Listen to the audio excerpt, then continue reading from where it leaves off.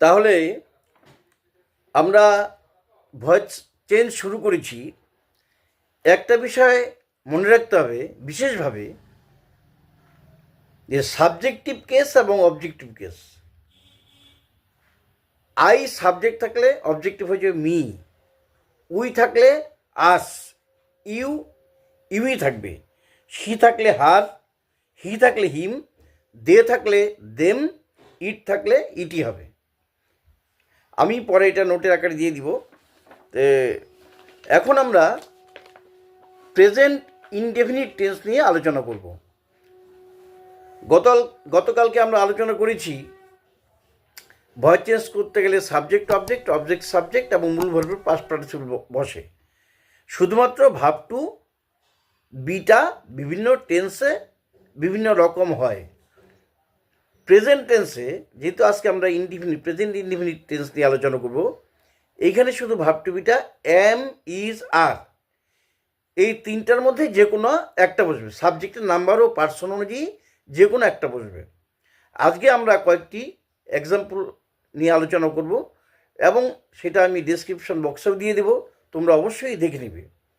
যেমন প্রথমটা, দে do the work, তারা কাজটি করে।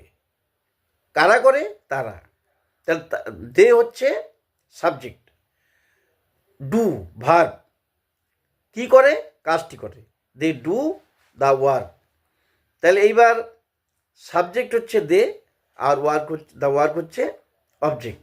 এবার দ্য ওয়ার্কটা সাবজেক্ট হয়ে যাবে, তাহলে দ্য ওয়ার্ক হবে দ্য ওয়ার্ক, এরপরে ভার্ব টু বি, দ্য ওয়ার্কের সাথে ইজ বসবে, আর ডু এর পাস্ট পার্টিসিপল হচ্ছে ডান। তাহলে the work is done by দেটা দেম হবে, the work is done by them. Next হচ্ছে আই সি এ বার্ড, আমি একটি পাখি দেখি। কে দেখে? আমি, সাবজেক্ট। সি হচ্ছে ভার্ব, এ বার্ড হচ্ছে অবজেক্ট। তাহলে এবার অবজেক্টটা সাবজেক্ট হবে এ বার্ড, এরপরে ইজ বসবে, seen by me, a bird is seen by me, সিটা সিন হলো। এবার 3 নম্বর এক্সাম হচ্ছে you write a letter, you write a letter. এখানে রাইট হচ্ছে ভার্ব, ইউ হচ্ছে সাবজেক্ট, আর এ লেটার হচ্ছে অবজেক্ট। তাহলে a letter is written by you.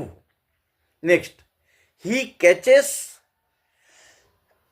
Fish, সে মাছ ধরে। কি ধরে?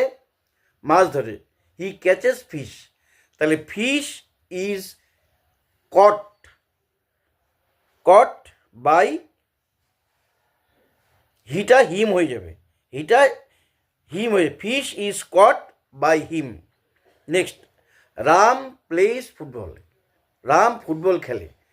প্লের সাথে এস কেন হলো? যেহেতু রামটা থার্ড পারসন সিঙ্গুলার নাম্বার।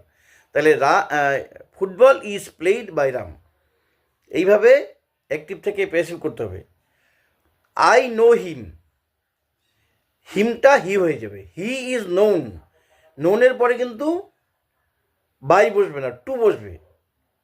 এরকম কিছু ব্যতিক্রম আছে, সেই ব্যতিক্রম কোথায় কোথায় হবে এবং কি কি বসবে সেগুলো আমি একটা চার্ট তোমাদেরকে পরে দিয়ে দেব। Next, she cooks rice, she cooks rice, সে ভাত রান্না করে।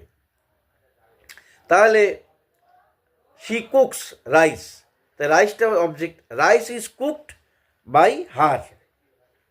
এবার I see a bird, a bird is seen by me. They dig a pond, they dig a pond, তারা একটি পুকুর খোঁড়ে। এ পন্ড ইজ ডাগ, ডিগের পাস্ট পার্টিসিপল হচ্ছে ডাগ। তাহলে কী হবে? A pond is dug by, দেটা হয়ে যাবে দেম। তাহলে এইভাবে প্রেজেন্ট ইনডিফিনিট টেন্স এর যে সেন্টেন্সগুলো থাকবে অ্যাক্টিভ ভয়েসে, সেগুলোকে আমরা পেসিভে রূপান্তরিত করতে পারবো এইভাবে। তাহলে আজকের ক্লাস এই পর্যন্তই। Thank you.